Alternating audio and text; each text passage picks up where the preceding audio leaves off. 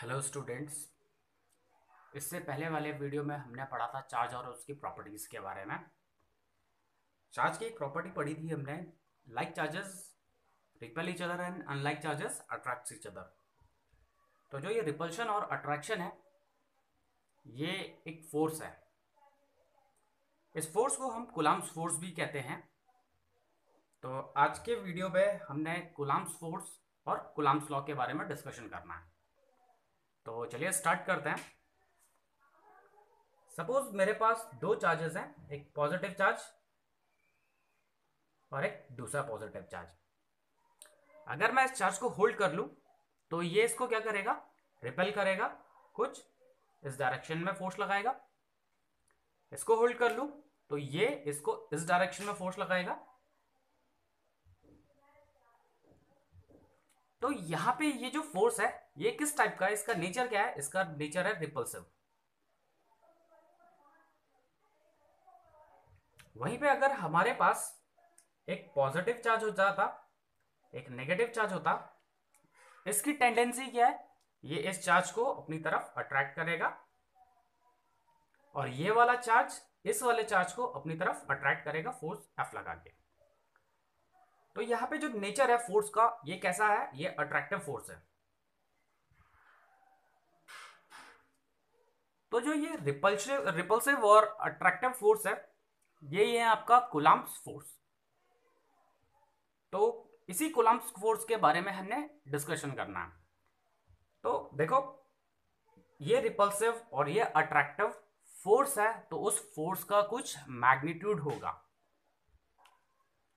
उस फोर्स का जो मैग्नीट्यूड होगा वो डायरेक्टली प्रोपोर्शनल होगा प्रोडक्ट ऑफ द चार्जेस। इसका मतलब कि अगर प्रोडक्ट ज्यादा है तो फोर्स भी ज्यादा होगा, प्रोडक्ट अगर कम है तो फोर्स भी कम होगा, और इनवर्सली प्रोपोर्शनल होगा आर स्क्वायर के। इनवर्सली प्रोपोर्शनल है आर स्क्वायर के, इस वजह से इसे इनवर्स स्क्वायर लॉ भी कहते हैं।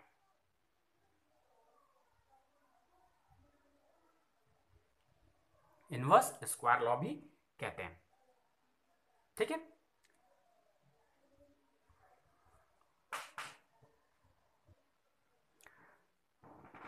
अभी अगर मैं इक्वेशन 1 और 2 को कंबाइन कर लूं तो क्या मिलेगा हमें? हमें मिलेगा F is directly proportional to Q1 Q2 upon r square. ये प्रोपोर्शनैलिटी साइन है। जब भी ये प्रोपोर्शनैलिटी साइन हटता है तो एक कांस्टेंट आता है। यहां पे कांस्टेंट आया के।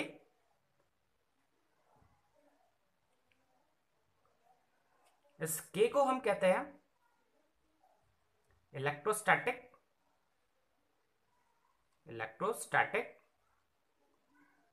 Force constant.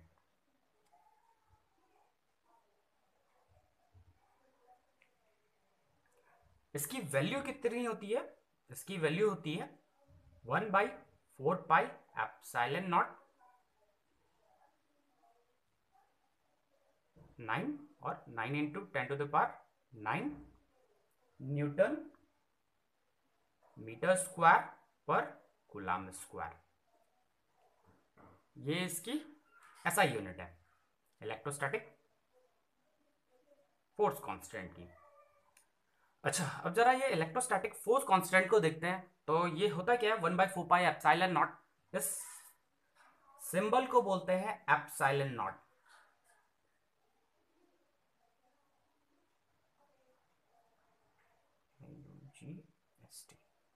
एप्सिलॉन नॉट कहते हैं। ठीक है।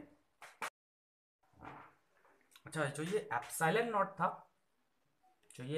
नॉट था इसको कहते हैं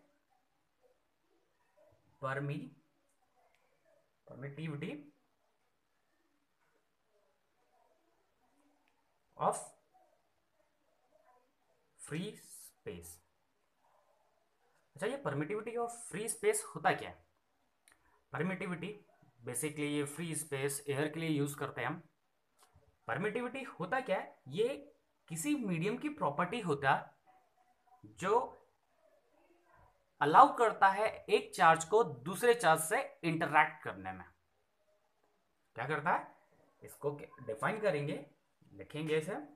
इट इज द प्रॉपर्टी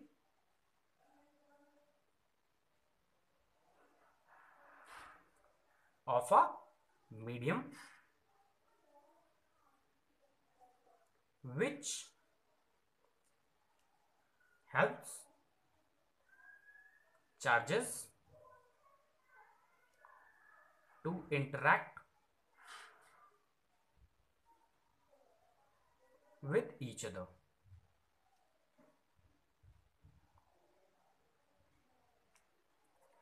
तो ये होता है परमिटिविटी।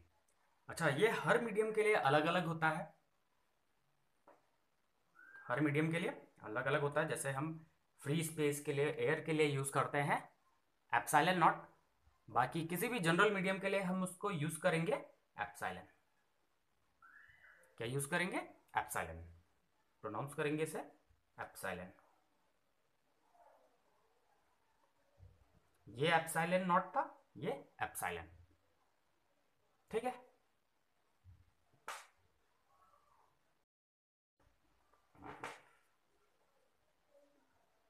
अच्छा, ये एप्सिलॉन नॉट की वैल्यू होता है कितनी है, ये होती है 8.854 into 10⁻⁻12 coulomb square newton inverse metre square inverse. इतनी वैल्यू होती है एप्सिलॉन नॉट की, ठीक है। तो आपका जो कूलम्ब फोर्स हो जाएगा वो कितना हो जाएगा, 1/4 epsilon not Q1 Q2 upon R square, ठीक है। तो ये आपका कूलम्ब फोर्स है, ठीक है।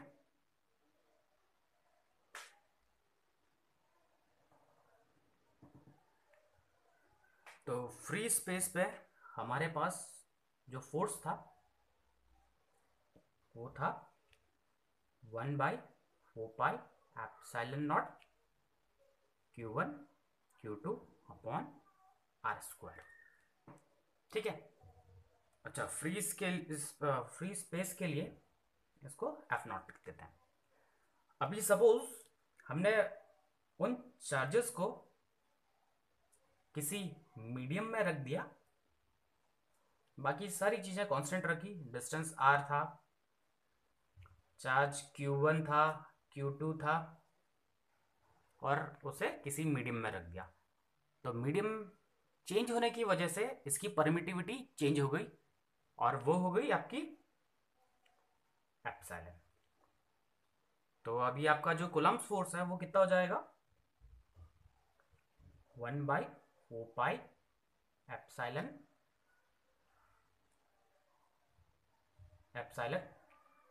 Q1 Q2 upon R square. अच्छा, इसे इक्वेशन 1 लिख लेते हैं और इसको equation 2, dividing equation 1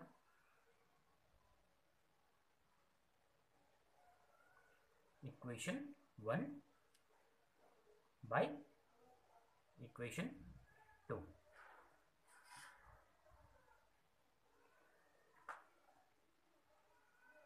F not by F is equals to 1/4 epsilon not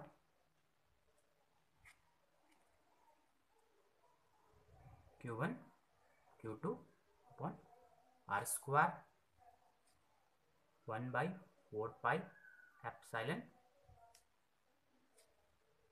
Q1 Q2 upon R square. जितने भी कॉमन टर्म्स थे वो एक दूसरे को कैंसिल आउट कर देंगे, ये कॉमन है,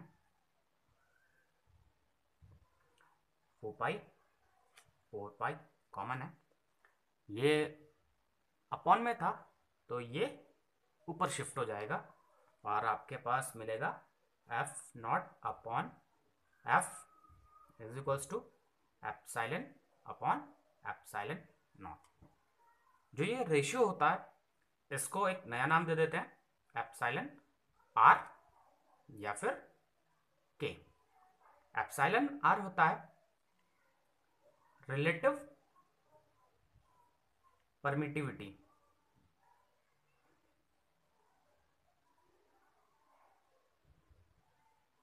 या फिर dielectric constant.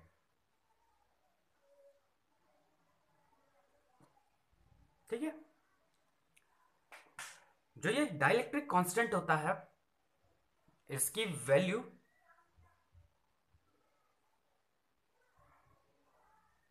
Greater than equals to 1 और less than equals to infinity होती है। के की वैल्यू 1 होती है फॉर फ्री स्पेस,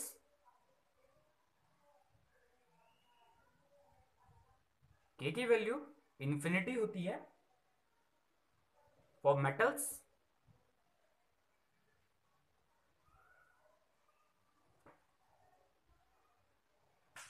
ठीक है। अभी अगर हमें डाइलेक्ट्रिक कांस्टेंट या फिर रिलेटिव परमिटिविटी को डिफाइन करना हो तो हम कैसे डिफाइन करेंगे?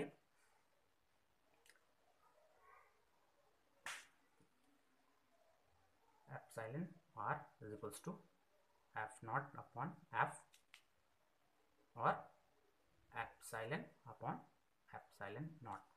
अभी अगर हमें डिफाइन करना है तो हम कैसे डिफाइन करेंगे? रिलेटिव परमिटिविटी और dielectric constant is the ratio of force experienced by the charges in free space to the force experienced by the charges in medium।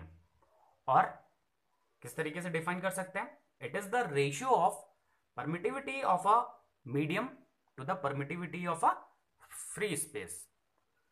अच्छा, जो ये के है ये एक यूनिटलेस क्वांटिटी होता है, यूनिटलेस क्वांटिटी होता है। क्यों होता है ये यूनिटलेस क्वांटिटी? क्योंकि ये सेम फिजिकल क्वांटिटीज का रेशियो है। ठीक है, तो इस वीडियो में हमने पढ़ा कूलम्ब्स लॉ के बारे में, कूलम्ब्स फोर्स के बारे में। अभी इस नेक्स्ट वीडियो में हम पढ़ेंगे Coulomb's law in vector form. ठीक है, तो आज के लिए इतना ही। Thank you.